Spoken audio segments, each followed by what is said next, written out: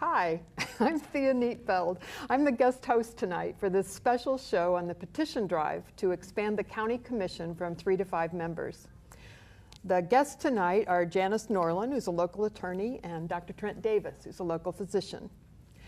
The question for the viewers that we hope you keep in mind as you're listening to this is, do I want to sign the petition to ask the question, that this question be added to the November ballot?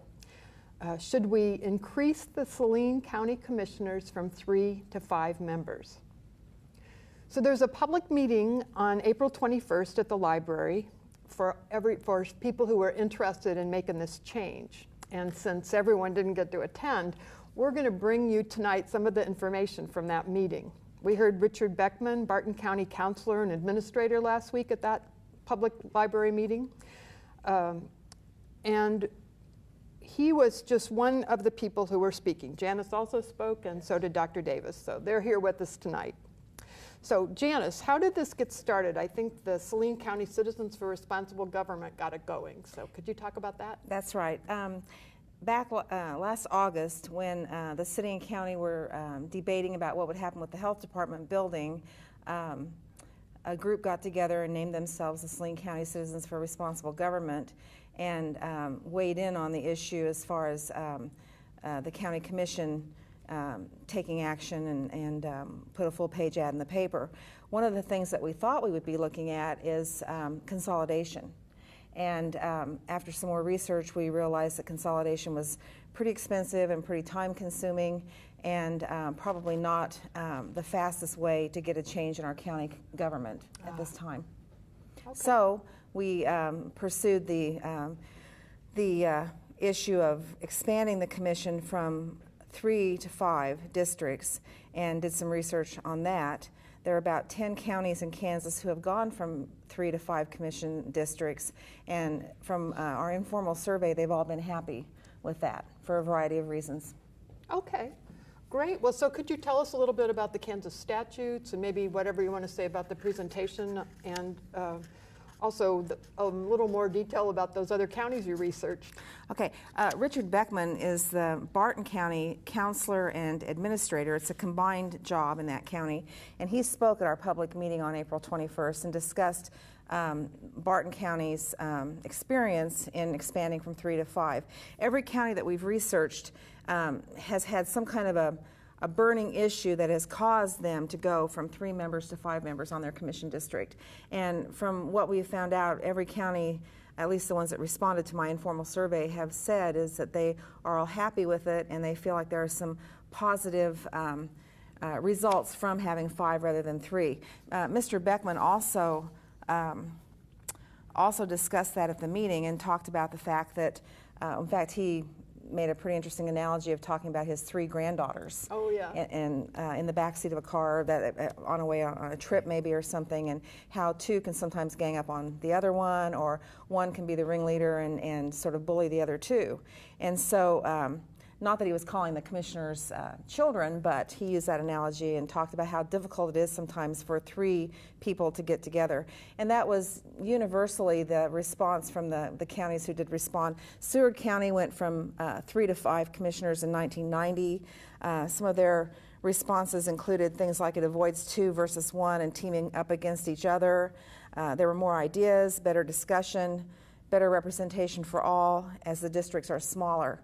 And we feel like that pretty much sums up the reasons that we think it would be good to go from 3 to 5 in this county as well. Finney County went from 3 to 5 in 1997, and their response was that they feel like they have better representation by having 5 commission districts. Hodgman County went from 3 to 5 in 2008. They have more diverse opinions, more difficult to buddy up to pass something, wider range of education and experience, and better representation of local districts. So we feel like we're on solid footing here as far as this movement to go from 3 to 5. And what I've tried to explain to people is that the way the statute is written, it's possible that if this passes in the general election, that we would actually have a different commission by January 1. We would have 5 members on the commission. The statute requires it to be brought to a vote of the general election in November. If it passes, the governor, well, excuse me, if it passes, the commission, the current commission, has to redistrict by January 1.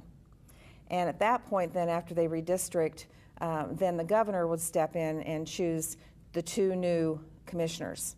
They would each serve a 2-year term. Normally, the commission district terms are 4. So the 2 appointed commissioners would serve 2-year terms, and then in 2016 they would stand for election, or it would be opened up for the public to file and run for office. So the Kansas statute has a real, everything's all set out already for how the process works. That's right. The county commission itself could have passed a resolution and brought this to a vote without having to solicit signatures for a petition. We approached them twice at their weekly meetings, and they have declined to do that. Either way, whether the county commission brought it to a resolution or whether we present enough signatures to bring it to a vote, it would have to be voted on at the next general election, which is November 4th, I think. Because they have declined to bring it to a resolution and save us this step, we have started the petition process. We've been at it for about a week. Trent was at Jerry Ivy Park last week. I was at Kenwood Park on Sunday. The wind was horrible, but we had great response. We also had petition circulators at Sunset Plaza. Okay. We need about 5%, well, not about, we need 5% of the registered voters for the to make the county commission put it on the ballot, essentially. Okay. And our goal is to try to get that number of votes by Memorial Day or May 30th, we're saying, so that we have time to go through the signatures and make sure that we have more than enough valid signatures so that this will get on the ballot in November. 5% of the registered voters is about 1,647. Okay. So we're shooting for about 2,500 signatures. We don't think that'll be hard. I think, how was your response Sunday, Trent? I would say with limited advertising, it was very good. One young lady actually drove by 15 minutes early. She was on her way out of town. Very young lady, and said she wanted to sign it because she knew she wouldn't be back by the time we went home. So very pleased. We caught a diverse array of folks. And, it was actually fun. We had for that weather to get Really? 35, 40 people to weather. come by was very encouraging. Yeah. Okay, is there anything that you want to say from the April 21st meeting? I know you did a little research too that you might want to tell the viewers. Well, I'll be a little bit out of my element in talking about the Kansas Open Meetings Act. And if I say something wrong, please correct me. But if you have 5 commissioners, then any 2 of them can meet and discuss a topic without being in violation of the Open Meetings Act. So there's actually more discussion on issues, and 5 seems to be an optimal number. There are companies who help businesses run more efficiently, and 5 seems to be a very good number for a governing body. You look at our school board, our city commission, and our county is certainly large and active enough. We don't really have any other governing body here that's just 3 people. So it should actually make life easier for the commissioners. They can split their meetings up more, and just getting different of opinions and having smaller districts, I think their constituents would be more likely to call and talk with them. And I remember you said something about how women help communication flow. There is a study that looks at the number of interactions among or within a group as a function, or as it affects the percentage of successful decisions and proper decisions that are made. And the diversity of the group correlates positively with a more accurate decision. And the percentage of women in that group correlates strongly with the group intelligence. And the group intelligence. If you look at our commission, we're lacking in women on that county commission. We are, yes, that's obvious.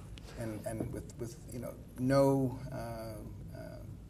with nothing negative, talking about the men who served on the Saline City Commission, because we've had some great ones. I'd say the women who've been on that commission in the 15 years I've lived here have all been very influential and successful leaders and legislators. So it's time to bring the commission into the 21st century. Okay, good. So if you've both had experience already with the petition drive, what kind of questions or concerns are people raising when you're giving them the opportunity to sign this petition that raises the number from 3 to 5 commissioners? Probably the most frequent question I had was, why can't we just vote on it now? Okay. I honestly did not meet anyone who had serious issues with it. I have, in conversation with folks before we started the formal petition drive, would ask, well, why don't you just vote out commissioners you don't like? And I tried to explain this is not about the individual commissioners who are in office now. This is about having a more efficient organization.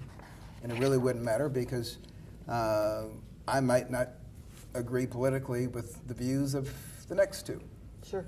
But 5 people should have a greater collective intelligence than just 3. So it's not about these 3. Yeah, we will have a chance to vote on each one of these 3 should they seek re-election. But this is about something a little bigger than the 3 of them. It is really probably one of the most nonpartisan things I've ever been involved with. As I've said to people before, this does not change the registered voter makeup in this county at all. And we have Republicans, Democrats, Libertarians, and unaffiliated who have all signed this petition. So it really is, I think, a movement to really do what is really best for our community and for our county.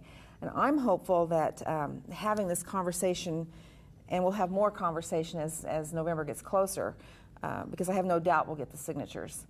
But I'm hopeful that people are learning more about what the County Commission does and how people in Salina are part of the county, and County Commission decisions affect the citizens of Salina, just like they affect the citizens of Assyria and the other towns in the outlying rural area.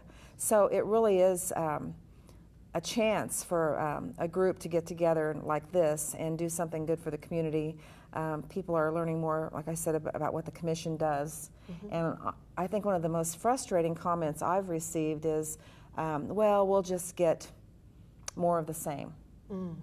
People who maybe aren't qualified or are in it for the wrong reasons. And I really think this is going to be different this time. I've heard about quite a few people who are interested in running, mm-hmm. and I think that's a good thing for our community to do that.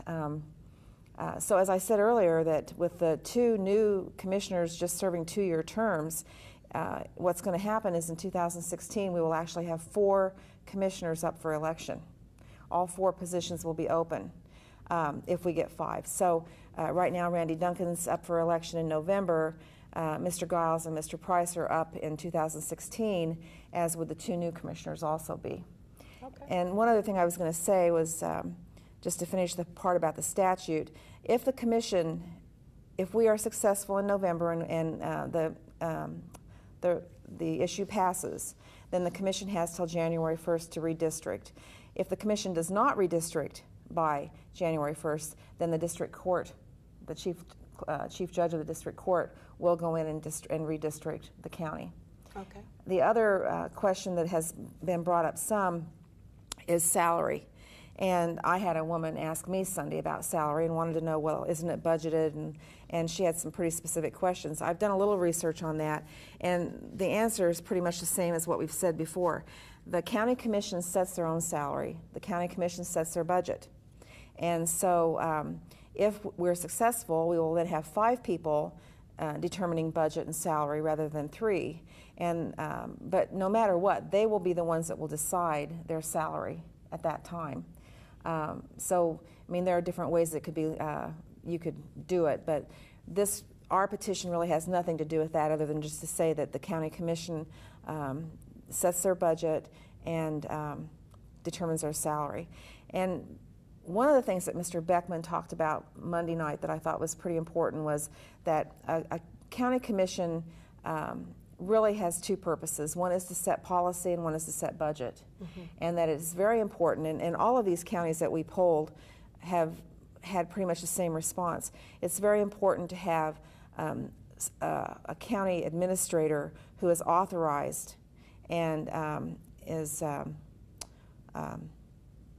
well, I would say a strong county administrator who pretty much governs day to day, and the commissioners are there to set budget and set policy and that kind of thing. So no one can be an expert on all the things that have come before the county commission, and I think it's always a good idea to look for outside sources and get outside help. So it's important to have a strong county administrator in this process. And that was very graphically displayed with the health department last year. You were the chair of that joint Yes. city-county health board, right? And fortunately, the health department did have a very strong, dedicated, knowledgeable executive director. And what happens when commissioners try to micromanage something that they really don't know much about is that threads start falling apart. And we don't expect our commissioners to know everything about everything.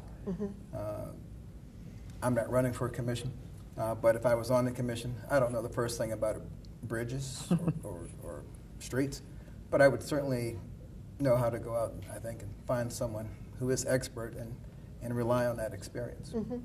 So I think it's paramount that the county commission go back to a policy setting posture. This goes back to what you said about updating. That's the modern way of governing, is policy and budget issues instead of every single little thing. Well, there's just too much. There's too much to know nowadays. I mean, I know we heard our parents say, "I'm glad I don't have to know everything you have to learn," and I say that to my kids now. But there's just too many departments and sub-departments within even a county government for 3 or even 5 people to become masters of overnight after they're elected. And it's really not necessary that they know every nut and bolt of the operation. Right, just needs to be structured correctly. And they need to know when to delegate.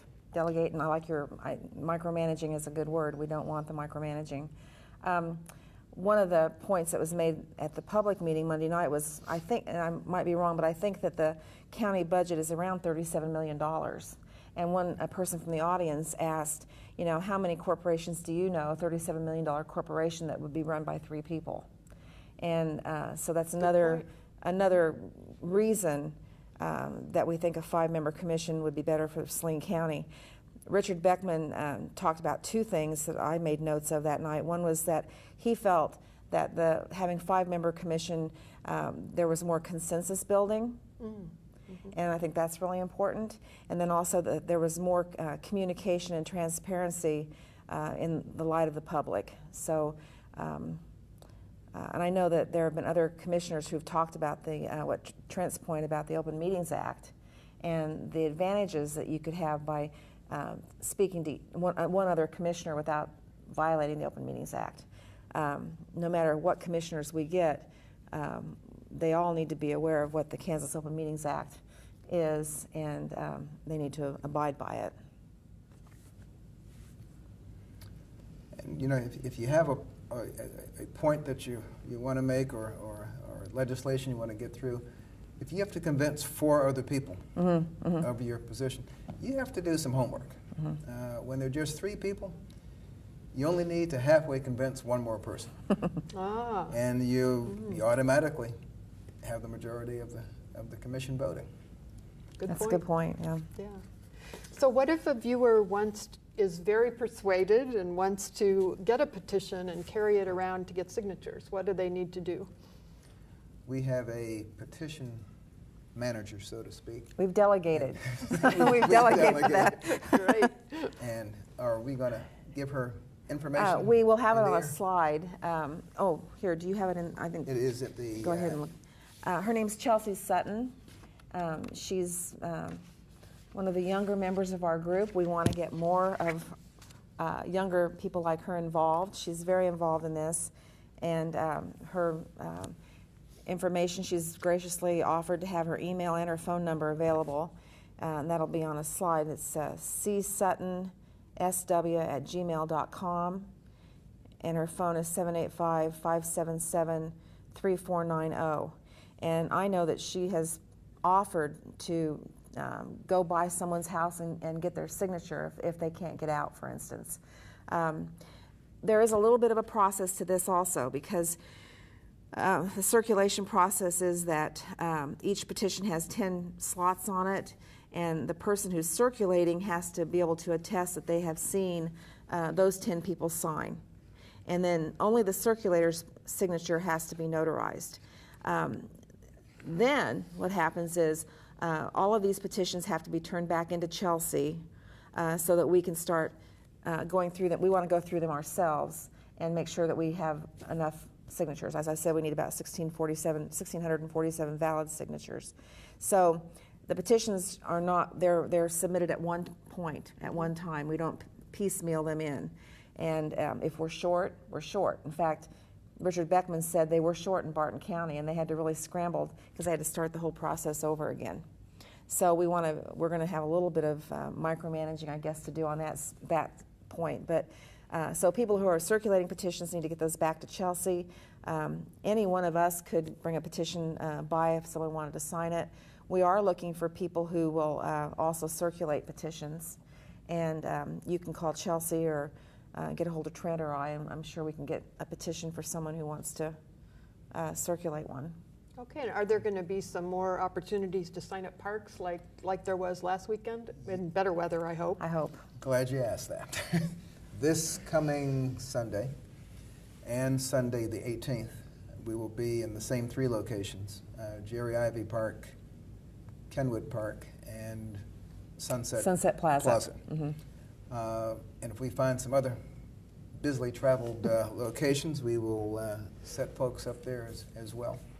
Okay. Right now the hours are 2 to 12, but if I 12 said to that 2. Thank you. 12 to 2.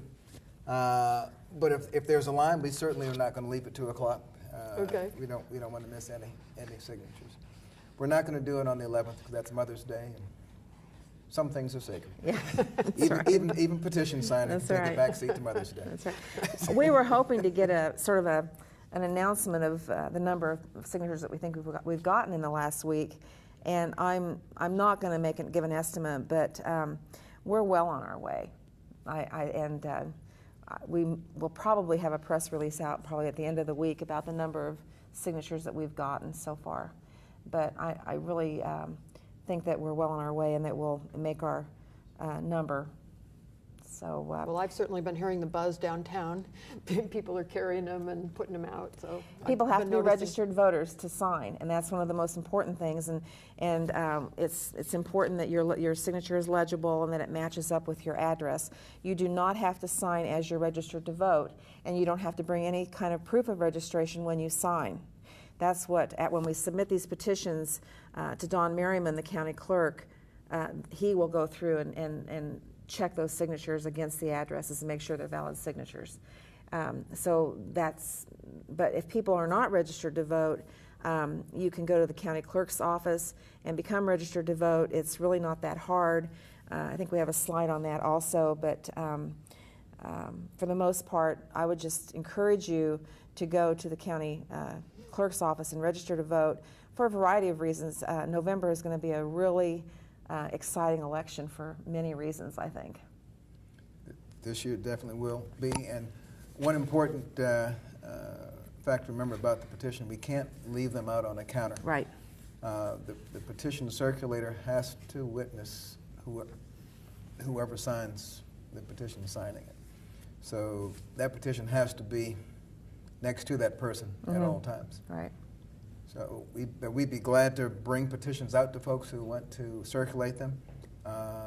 If someone can't get out on a Sunday, call me. I'm listed in the phone book, always have been. Yeah, I am too. I'll drive to your house and get get your signature. Can't do better. Okay, anything else before we wrap up? Any other thoughts? Yeah, and I want to just stress again that this is a non-partisan effort. I was amazed at the political backgrounds and persuasions of the folks in the planning meeting. I agree with this. This is about as nonpartisan as I've seen perhaps since the Clean Indoor Air Act Okay. activities back in 2002. Okay. But that turned out successfully. Salina led the state. But this is not about a political party. It's not about a candidate. We're not endorsing anyone. This is not about consolidation. This is about one issue only, and that's increasing the effectiveness of our county commission. And Great. to remind people in the city, you are part of the county. Right. This affects you. It's not just for people who live outside of the city of Salina. Right. 85% or 85 to 90% of the county commissioner's constituents live in the city of Salina. I remember Mr. Beckman, the Barton County man, saying that one of their reasons for wanting better representation was the city. Was that Hayes? Great Bend. Great Bend. Great Okay. Bend, mhm. The city people felt like they needed more representation, and they now feel like they do have it. So that was interesting. Interestingly, easily 20% of the signatures that we got at Jerry Ivy Park on Sunday were from outside of Salina. Now, I don't know whether folks go to church in Salina and they were driving through, or they were going shopping, Yeah. or whether they just out for a Sunday stroll and came in and signed. But this was not just people in the city of Salina. That's My goodness. encouraging. That's good. Broad support Yeah. for the project. Yeah. Yes. Anything else? You No, any final thank you for words? inviting us to come talk about this. It was, it's exciting, and I think that it's something that we can all be proud of when we celebrate November 5th, All when right. it's passed. Good right. plan. Good plan. Well, thank you very much. Thank you to Janet Hansen for having us on this show. And Thank you very much. always you. good to work with you.